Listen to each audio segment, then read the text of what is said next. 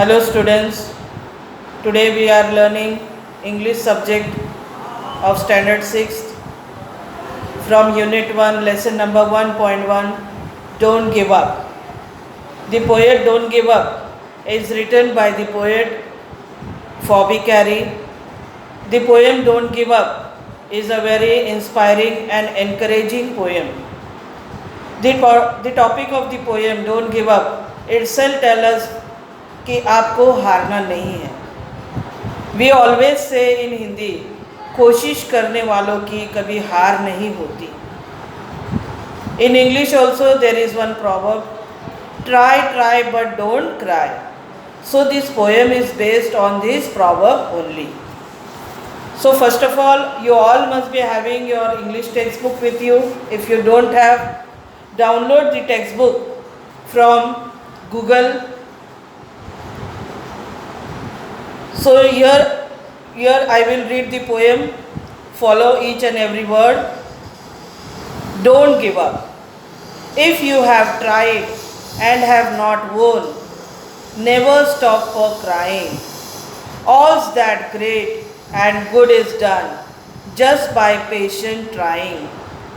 Though young birds in flying fall, still their wing grows stronger, and the next time they can keep up a little longer. Though the sturdy oak has known many a blast that bowed her, she has risen again and grown loftier and prouder. If by easy work you bid, who the more will prize you, gaining victory from defeat? That's the test that tries you. So this is a very beautiful poem. Some difficult words are there. Their meanings also in between I will be telling you. So now we'll start with the poem. I will read the first stanza and give an explanation to that stanza. So, if you have tried and have not won, never stop for crying.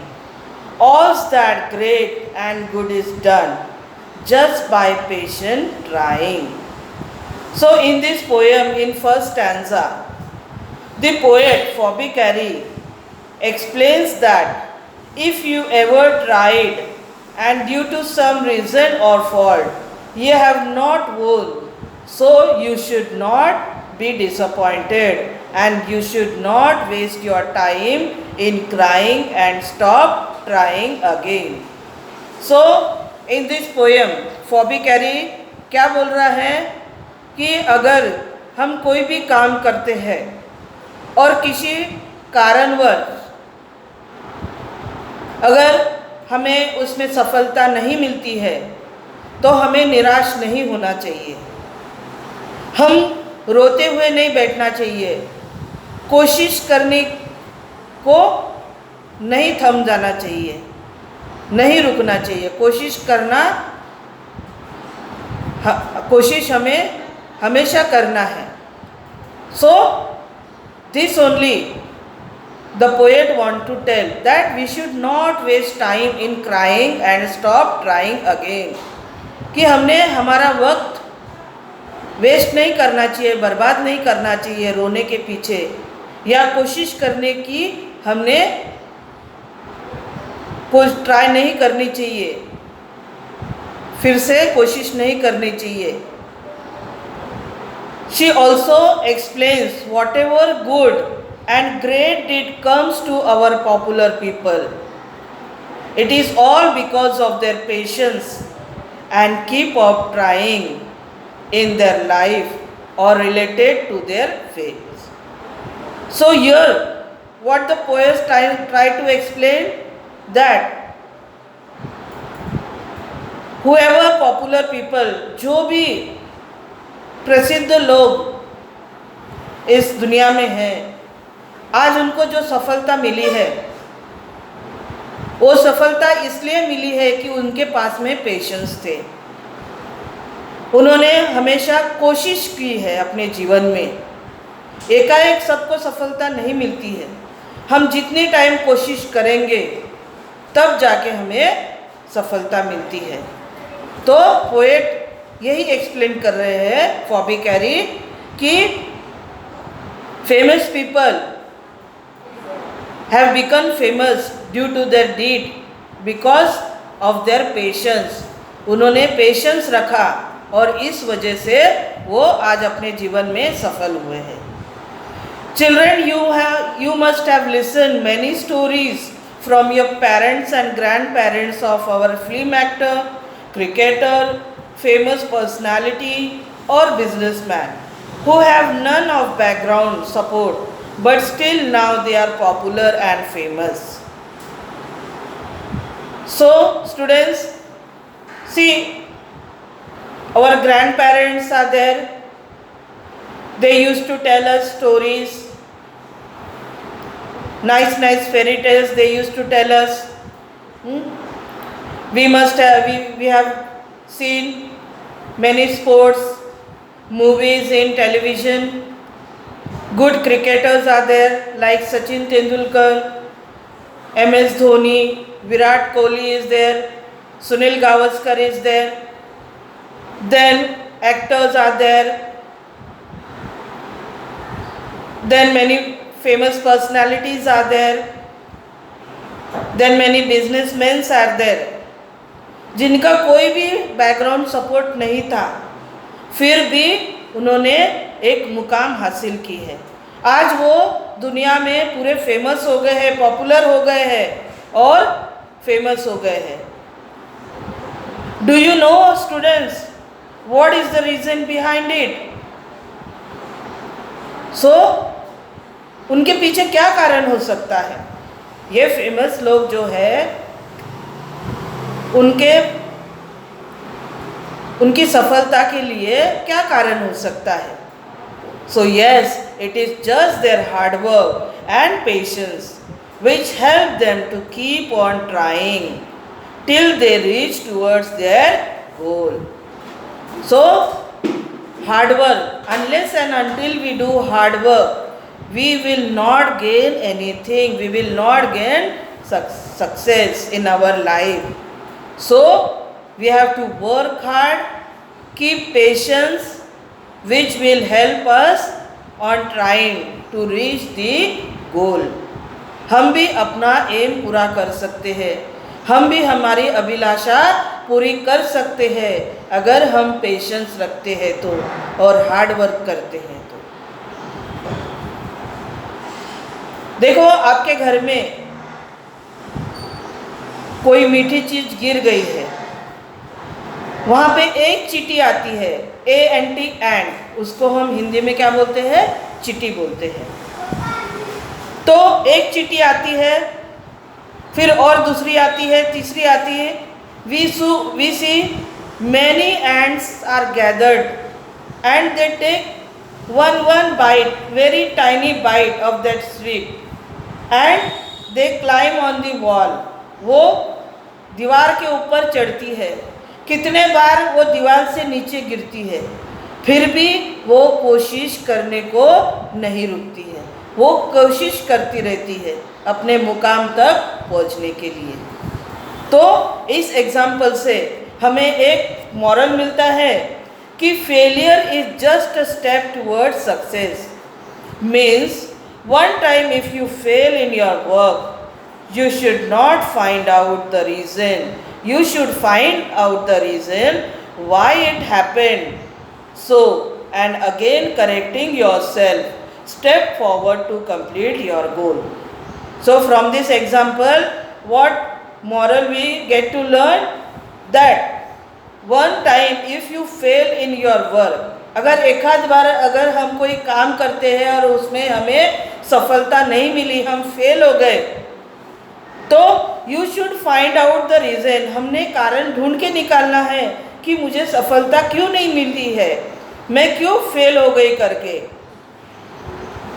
Why it happened so, ऐसा क्यों हुआ, उसका कारण ढूंढ के निकालना है। And again correcting yourself, step forward to complete your goal. और जो गलती हुई है जिस भी कारण जो हमसे गलती हो जाती है उसको फिर से उसमें सुधार करके, उसमें करेक्शन करके हमें क्या करना है, correcting yourself step forward to complete your goal. हमें हमारा गोल जो है, हमारा जो ध्येय है वो पूरा करना है। So this we have seen of this first stanza. Now the second stanza. Though young birds in flying fall, still their wings grow stronger, and the next time they can keep up a little longer. Now here in the second stanza, the poet Phoebe Cary has given an example of a bird.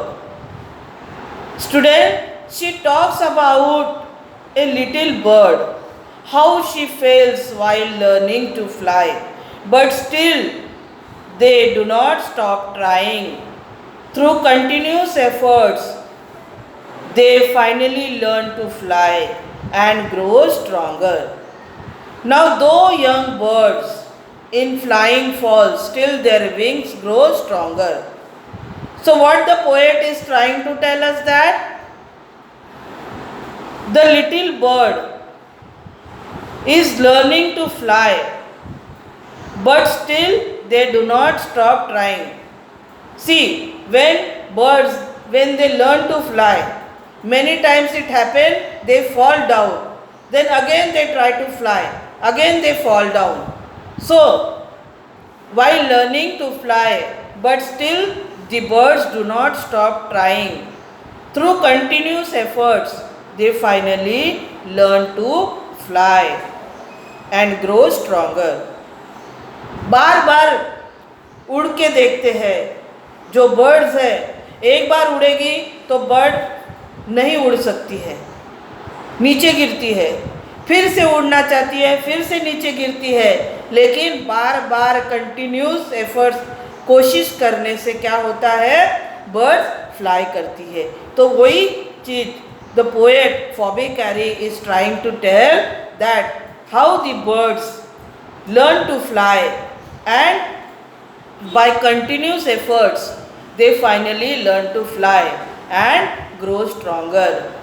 बार बार नीचे गिरने से क्या होते हैं, उनके wings यानी उनके पंख, वो पंख क्या हो जाते हैं, बहुत मजबूत हो जाते हैं, they go stronger. Students, do you remember the story of Spiderman and fibre? Several times the spider climbs towards his web to weave, but fell down, but never lose his hope or disappoint. Again he collects his strength and start weaving his web again. Finally he weaves his web to live in it. देखो spider की story भी आप लोग ने पढ़ी रहेगी. Fibre खुद के लिए क्या करता है, क्या बनाता है, वेब बनाता है. क्यों? तो वो वेब में रहने के लिए.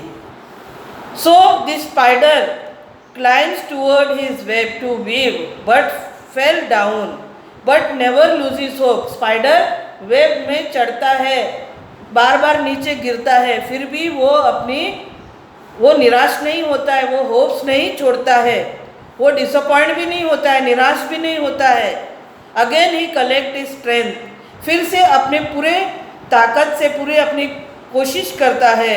And start weaving his web again. Finally he weaves his web to live in it. तो फाइनली क्या होता है, स्पाइडर भी अपनी कोशिश से अपना वेब पूरी तरह तैयार कर लेता है. सो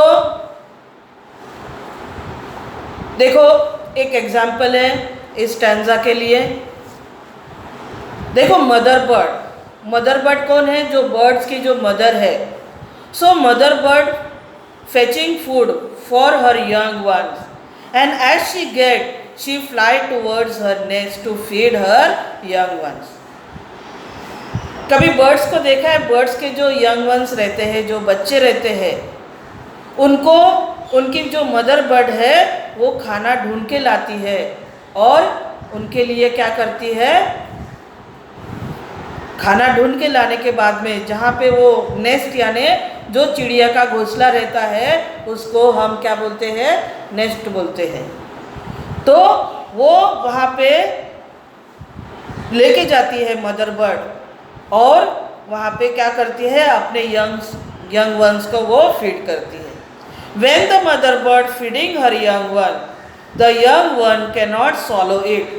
अभी जब मदर बर्ड खुद अपने यंग बर्ड को, यंग वंस को जब खिलाती है तो यंग बर्ड है ना, वो फूड सॉलो नहीं कर सकता है, because food get struck into her throat. जो खाना है वो जो यंग बर्ड है उसके थ्रोट में, उसके गले में अटक जाता है।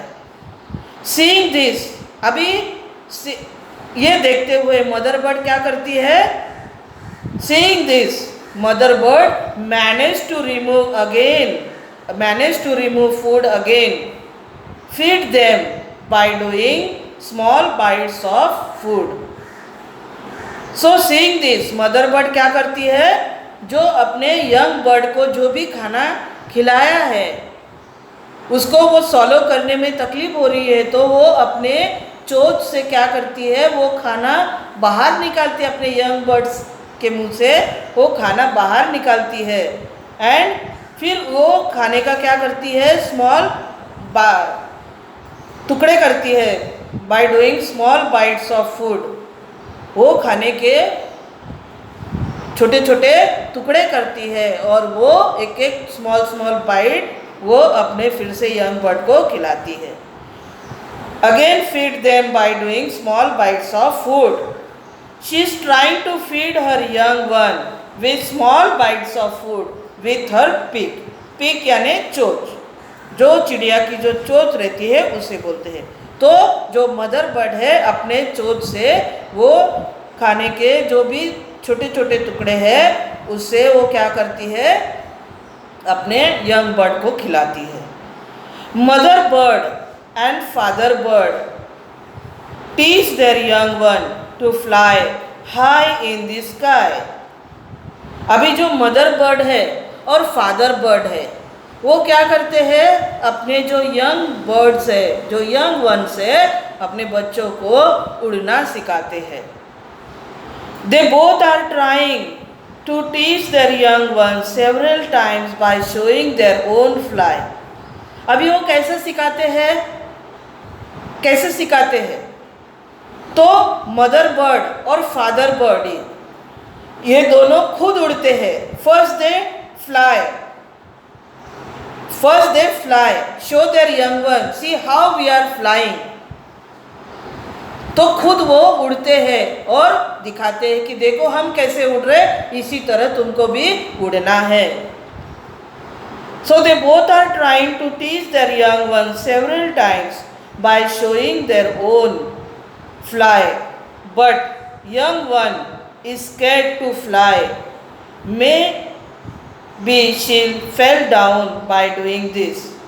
Now when the young ones see their parents, means mother bird and father birdie are showing their own fly, but the young bird is scared, वो डरती है।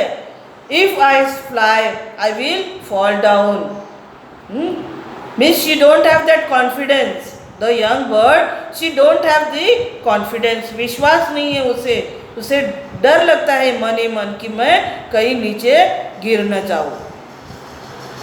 तो both of them didn't lose their hope. अभी young bird तो डर रही है, वो मन ही मन क्या बोल रही है? अगर मैं उड़ूंगी तो नीचे गिर जाऊंगी। फिर भी जो मदर बर्ड है एंड फादर बर्डी वो निराश नहीं होते हैं, आशा नहीं छोड़ते कि हमारे यंग बर्ड उड़ना सीखेंगे कि नहीं। वो क्या करते हैं? They taught their young ones several times again and again. बार बार वो कोशिश करते हैं, बार बार खुद उड़ते हैं, दिखाते हैं देखो हम किस तरह से उड़ रहे हैं, और बार बार बहुत बार दिखाने के बाद में क्या होता है, यंग बर्ड भी सीख जाता है। After watching her parents flying again and again, finally क्या होता है, the young bird make an attempt to fly. बार बार यंग बर्ड्स के पेरेंट्स उड़ना दिखा रहे हैं, और ये सब देख के यंग बर्ड में क्या आता है, कॉन्फिडेंस आ जाता है, उसमें विश्वास आ जाता है कि मैं भी अभी उड़ सकती हूँ करके। And finally the young one made an attempt to fly. So from this example, what we learn, that we should not give up in any situation, but learn how to face it. We should not give up in any situation. कैसी भी परिस्थिति हो, हमें हारना नहीं है, हमें निराश नहीं होना चाहिए, हमें कोशिश करना नहीं रुकना चाहिए, but learn how to face it. उस परिस्थिति का सामना हम कैसे करेंगे, ये हमने सीखना चाहिए। So the poet quote some message that confidence doesn't come when you have all the answers, but it comes when you are ready to face all the questions. देखो आपके पास में विश्वास, कॉन्फिडेंस यानी विश्वास है, आपके पास में विश्वास कब आएगा, if you have many questions. अगर आपको क्वेश्चन पूछा है, अगर उसका जब तुम आंसर दोगे तभी तुम्हारा कॉन्फिडेंस लेवल क्या होता है, बढ़ता है। If you have all the answers and nobody is there to ask you the question, so you will not gain the confidence. तो यही चीज़ पोएट ने यहाँ पे बताने की कोशिश की है कि confidence doesn't come when you have all the answers, but it comes when you are ready to face all the questions. So you should be always confident and brave to face all the obstacle. So we should be always confident. अपने भी class में देखो ऐसे ही होता है, हम कोई एक सब्जेक्ट में वीक रहते हैं, for example in mathematics, and we are good in science, social studies. So here what happens, we pay attention in which we get good marks, because we gain confidence there that I know everything. But the subject in mathematics we get less marks. So we should find out the weak point. What is our weak point? How to improve the knowledge in mathematics, that we should try to find out and work hard on that subject, so that we will get good marks, and when you will be easy to solve each and every problem of maths, then only you will gain confidence. There are some students who are good in English, who are good in Hindi or good in Marathi. See students in English, the next lesson, odd one in, it is something same only. In that, one new girl is coming and she takes admission. She came from other state and she is good in Hindi, but she is weak in English. But one girl whose English was very good, very fluent, her and her gang, what? They started teasing that new girl whose English was very weak and Hindi was good. So we should not tease anybody. If you want that, try. not only try for ourselves, we should try to help others also.